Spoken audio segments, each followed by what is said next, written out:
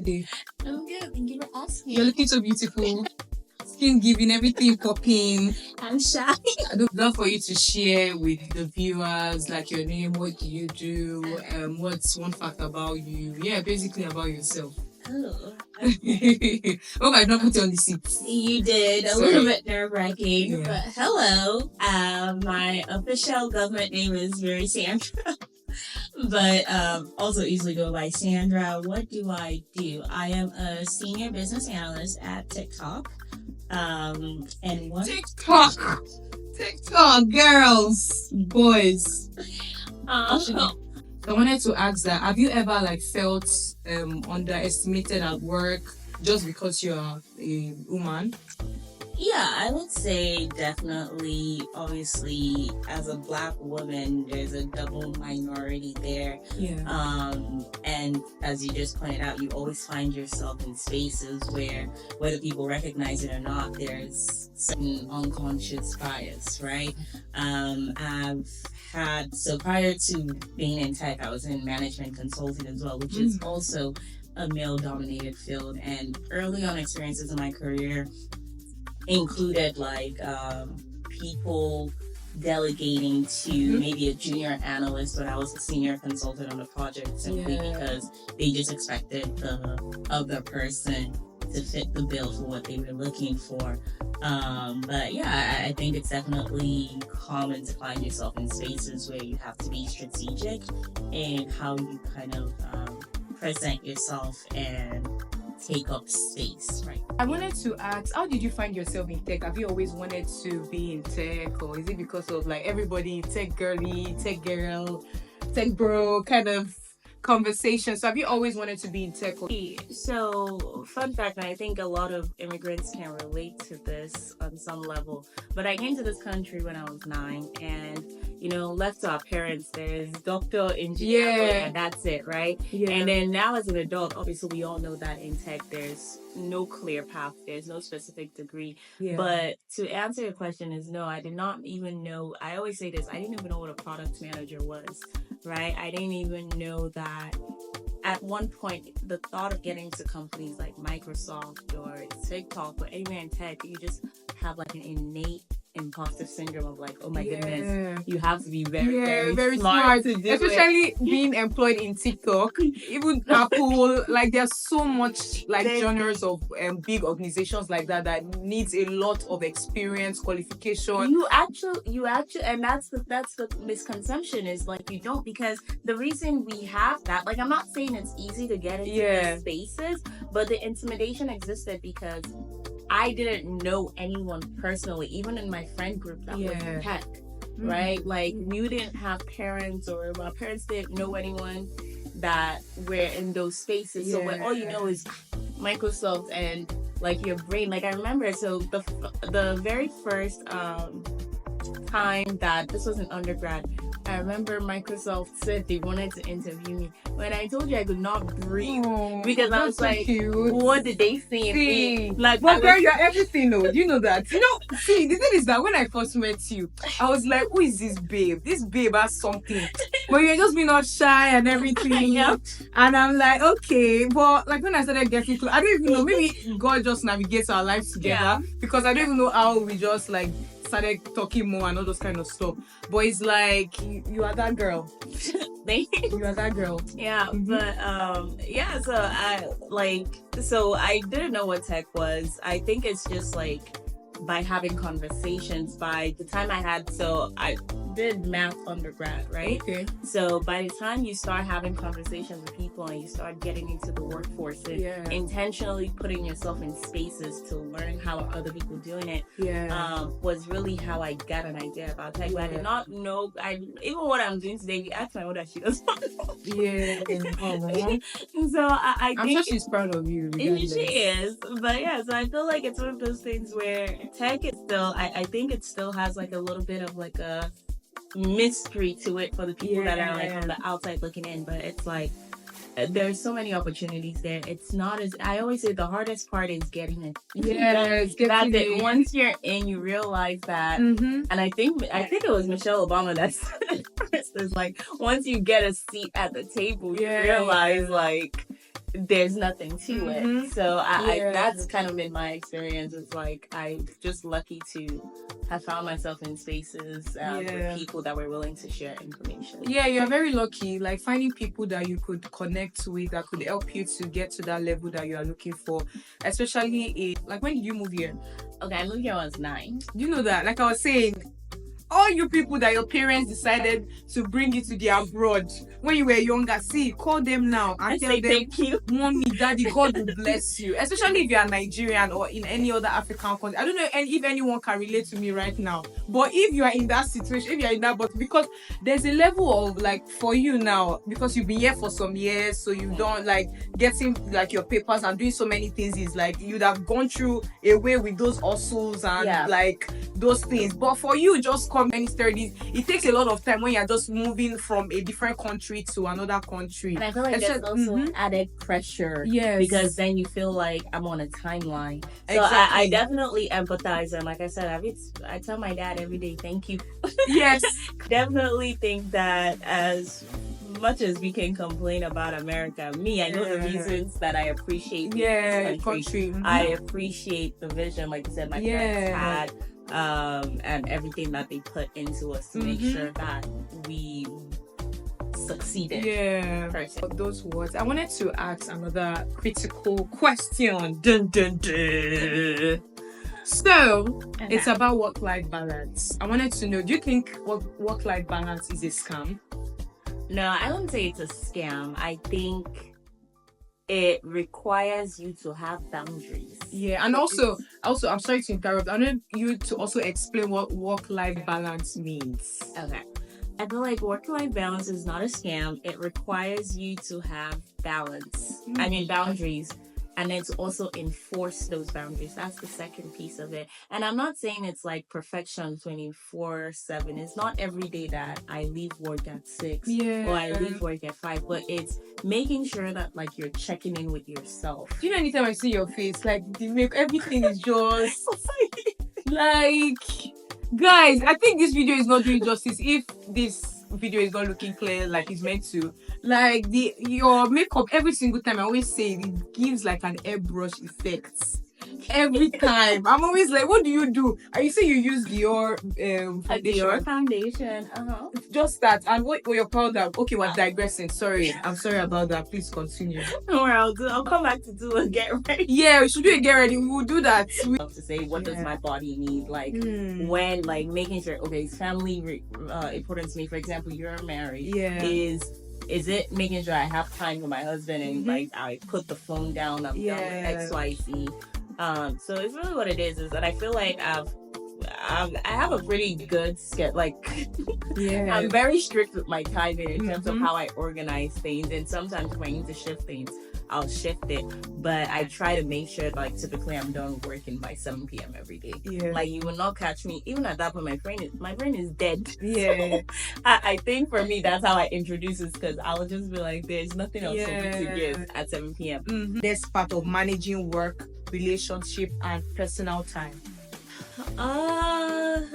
The hardest part is making sure that you're still prioritizing yourself, right? Because at work you're an employee. Yes. With family, I'm a daughter. Have siblings, I'm a sister. I have friends going through different stages of life. So I feel like, especially for me, I'm always playing something to everybody else around me. And I'm also one of those people that sometimes it's hard for me to say no. Right? But I've also come to learn that if I don't take the time to rest, and for me, rest would be as simple as I just want to watch one Real Housewives or something. And you want the Temptation Island? I did. That was that was a stupid. Like I was so angry every single part, especially that guy that had that was three. No, not even that threesome guy was even like I felt like using my slippers and just throwing it on his head, and it was like it pained me that girl accepted him back. I feel like they're really. Let me know. She said they're still together. In case that's the thing. no? I know. I'm sure. Yeah, because it's just like you are all that. Why will you settle for like? That's a whole different conversation. Because it's short, exactly. But yeah. So for me, it's just making sure that even if it's 1 hour to myself of not doing anything but just watching TV, turning off my brain. For me, that's self-care. If I don't get that quiet time, and to know me is to know that I need quiet time. So if I don't get that time, I don't have to be anything to anybody, then I know that that's how I feel overwhelmed. But if I have the opportunity to recharge, maybe sleep when I need to sleep, because that's another one. Sleep is very cranky. So I think that's how I introduce like self-care and make sure that I'm not wearing myself too thin. I wanted to discuss about is adulthood and friendships, because I know that like as you grow older, it's very difficult to make friends, especially even moving to a new place. You try to reconnect. I tried my best. Sometimes I shoot my shot. I'm the person that I shoot my shot every single time, but the shot, it goes and it just misses on the way. So at this point, I feel like I'm like anything that is for me would come my way, and everything that is not, I'm not forcing, I'm not stressing. I'm literally not desperate for any friend or any kind of thing. But it's like there's nothing bad. Like obviously you have friends everywhere, but there's nothing bad having friends in close proximity that you can just say, oh, let's go on a coffee date or go on or even like literally when Valentine's passed, I'm like, oh, I used to do this Valentine back in the UK, and it was like, oh my god, if I was my girlies, we would have done something together, cute and everything. But now that I'm here, it's like, but I'm like, okay, don't worry, I'll be fine. I have my mom with me, so that's good. But for you, next time ask me. Okay, now I know. But how is adulthood, friendships and navigating like in your daily activities, basically? Oh, so that one is tough. As you just shared, for all the reasons you mentioned, right? So I'll say right now in my life, right? To your point, my closest friends, they don't live in the same city as me, and they're all going through different stages of life, right? One is having a baby. One is having a birthday. One just lost her mom. So it's how do you show up in, like, how do you make sure you're showing up and also recognizing that people have stuff going on as well. So I think that's been the hardest part in that is just making sure that you're also growing up with your friends and meeting their needs.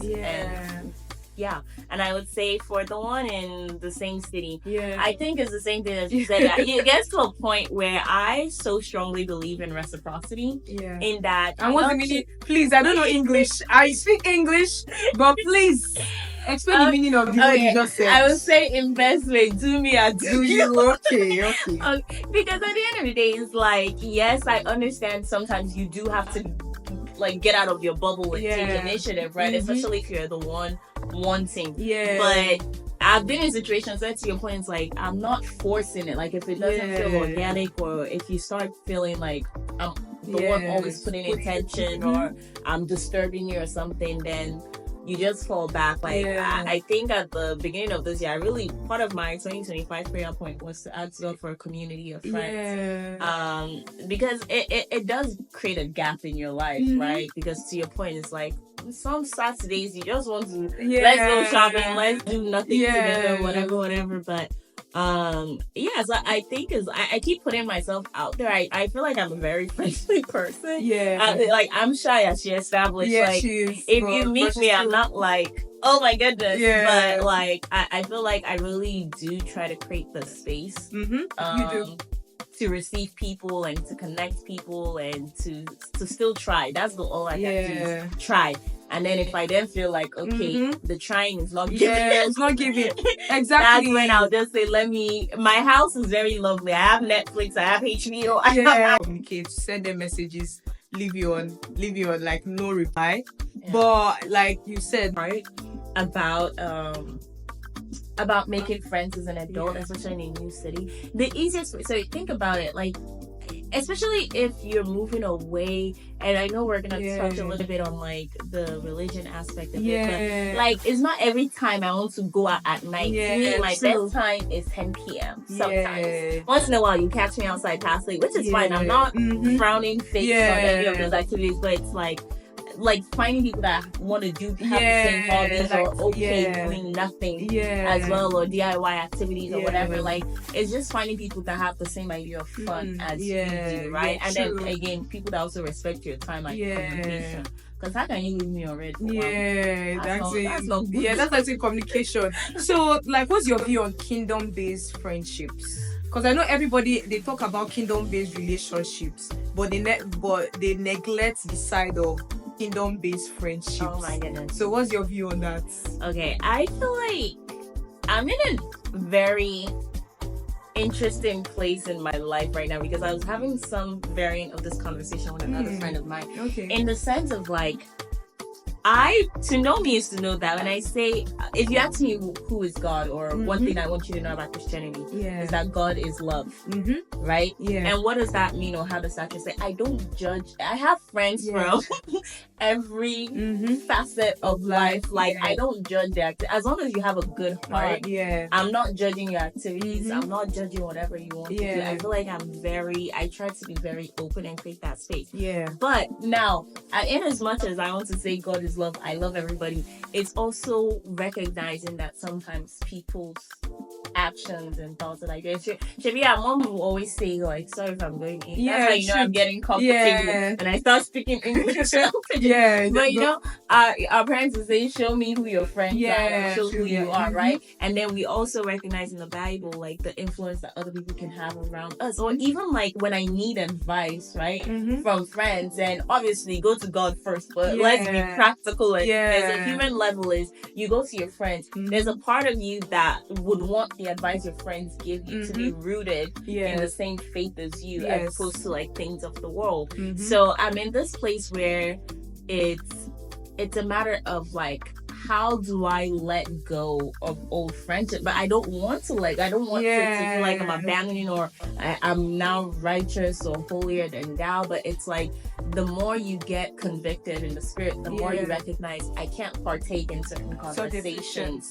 I can't, I can't acknowledge or, like, not even encourage, but like, I have to say something when I hear certain things and stuff like that. But it's like, you recognize that changes the dynamic of your friendships. So like I said, my 2025 prayer point, literally, as I have a whole list, and part of it is like finding friends that will help me continue to follow my faith and stuff like that, but also still currently grappling with what does that balance look like in terms of like the friends like that I have that may not be 100% aligned in Christ or whatever. Like, I'm not saying they're bad people, I'm not saying they're not Christians, but everybody has different convictions and stuff like that. So I don't know the moral of the story is, I don't know. So if you have advice, tell us. Put it in the comment below. So the next question is it a deal breaker if your partner does not support your career dreams? You want me to answer honestly? Honestly, please give it to us. We are on the... I am an independent woman by condition. So I'm sure we've all heard the phrase now, condition make crayfish or something like that. So I'll say this, I'm very... Obviously, like, I'm ambitious, and I think if there's one thing I learned from my mother is the idea of like just working hard and having for yourself. But do I want to climb up a corporate ladder? No. I think I want a man or a partner that respects me. Like, I have 101 different business or side hustles, right? And it looks differently. So I think I just want someone that respects me.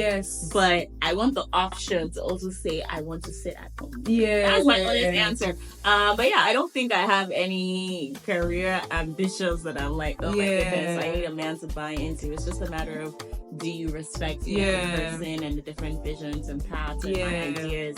That's really it. But I trust me, I don't have any. I'm not tied to any career ambition. But I'm just grateful that, like, where I'm at the moment, like, my partner is like, even sometimes like, oh, try doing this, like doing this in this way, like bringing initiative on how to go about things. Even with this meetup that we are having, in terms of us coming together, it was just like, try, because I was like, if I tell this Mary Sandra now to like, let's do this thing, I don't want it to be like I'm intruding. That's the thing about me.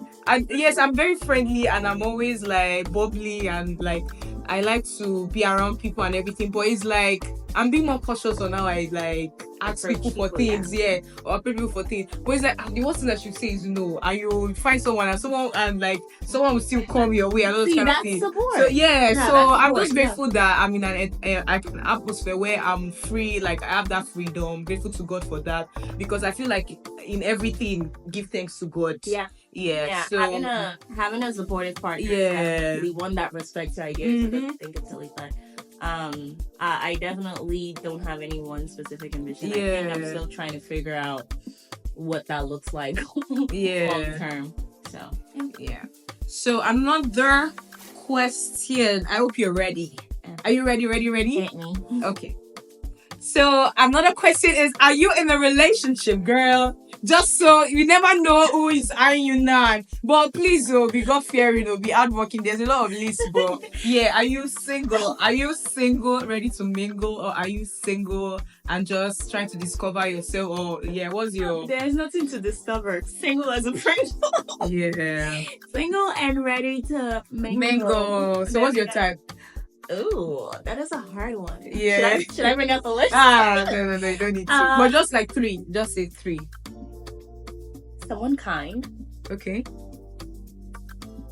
Someone that wants to be a husband and a father. And someone that is, I don't know if this is one and the same. Actually, no, I'll assume that other one covers family oriented, because you gotta love your own. But I would say someone that has a sense of humor, because I can be very silly. Also, life is hard. You she's supposed to laugh with. And come home and just be joking and so someone on the playful side as well. No, it's not everyday serious, because I'm not a serious person. Okay. Let's see. And I think she covered the like. Love God. Know God. Yes, fear God and all those kind of stuff. Not just even before you even come in, God would arrest your hearts. Guys, we are going to fun, wild, relatable questions. I hope you're ready. So the first one is, if you could go back in time, what advice would you give your younger self? Oh, we're going deep. That's why I said I hope you're ready. I think it's 2 things. Okay. One is you're gonna be fine. Everything is gonna be okay. And also 2 is you're more than capable. Like, give yourself credit. You're more than capable. So hopefully she hears well. Me, advice I'll give to myself is God time is the best. And because there are certain times that, and also that God is the great comforter of all, because whenever you think you can find comfort in so many things and you just leave out God, it doesn't, like, you'd see that difference when God intervenes at that point in time. I think I'm still learning that because I'm also learning too, though, but it's one thing that like is major. It is, because I will say this, right? And people always like, okay, so there's this thing where it's a matter of, if you, like, similarly, I grew up in a Christian household. Right? I've always known who God is. I've always feared God. Like I said, my mother used to drag us to night vigil. Sunday morning, there was no sleeping in. So, like, I've always known God. I'm not just going on Sundays or just Christmas. Like, night vigil, we were there.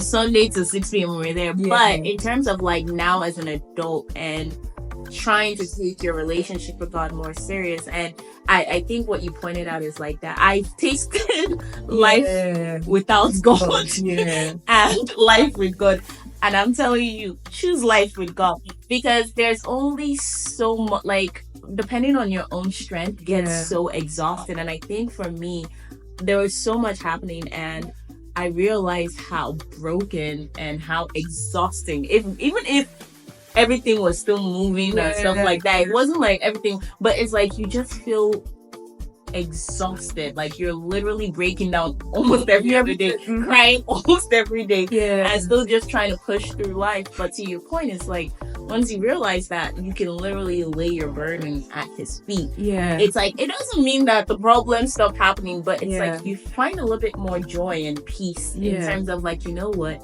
I know who my comforter is. I know the God I serve. Yes. Like, it's better for him to carry this than for me to come and put it on top of my head. Yeah. So I just wanted to add that for context in terms of like, in terms of the value of like, God really is the truest comforter. You cannot find it in, I mean, yes, you can find it in external things, but those are temporary, right? Exactly. And the reason I say I'm still learning, because it's still not, you can say you're a child of God and everything, once in a while you still find yourself trying to do things of your own will, trying to do things based on your understanding, and not leaning onto God's. Exactly. Yeah. So so I just wanted to add that one for context. Thank you so much. And the last and final question is, what's one thing you miss about life before adult responsibilities? What's one thing you miss? Easy peasy, lemon squeezy.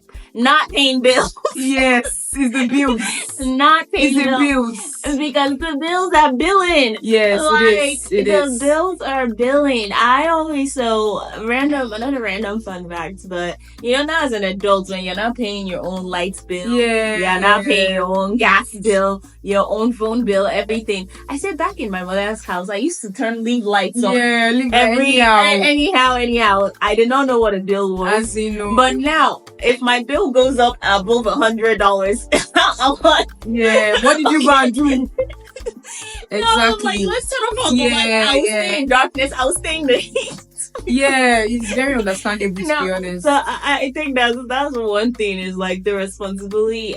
Like, but jokes apart, besides the bills, I would say, as a child, and I have a brother who is 9, and his version of life is sweet. Yeah, it is. In terms of like, it is, and I hope it always, I does not know any. But the good thing is that he's still 9, and like he has 2 elder sisters, so he's balling, chilling. No, he's very much balling, but like more so like how he sees life. Everything is peaceful and joyful, and like he does not know otherwise. He's crying. It's for usually something trivial, right? But he has so much joy with life, and I feel like that's one thing, is like, I miss the ignorance of not knowing how life can be true, or like the pitholes, the pressures of having to succeed and provide. And it's like, if I don't get it for myself, nobody else is coming to to save me or to carry this burden. So I think those are. But don't worry, the bone of your bone, the flesh of your flesh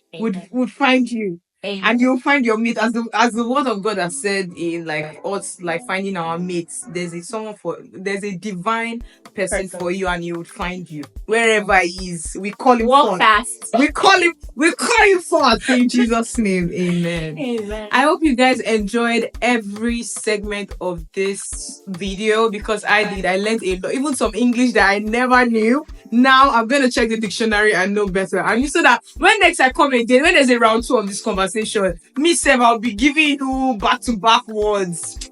If you know, you know. Now you know. But thank you guys for watching this far. You can put in the comment below what you've learned. Your awesome day. Would you want to say anything? Bye, guys. Bye.